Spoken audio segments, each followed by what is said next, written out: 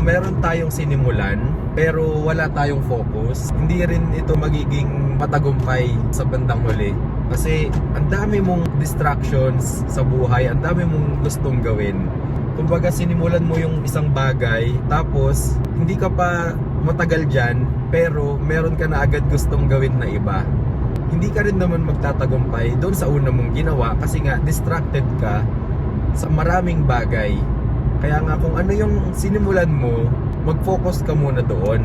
Kasi kung gusto mo talagang magtagumpay sa isang bagay, nandun na yung sagot sa isang bagay. Ibig sabihin, pagtuunan mo muna ng oras, ng panahon, ng lakas yung isang bagay na yon.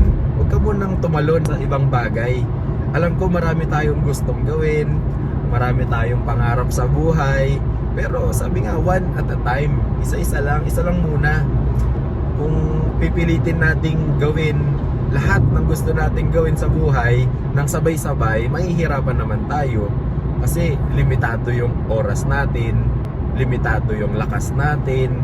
Kaya bakit hindi mo i-focus na lang yung oras mo at yung lakas mo sa bagay na yun, sa isang bagay lang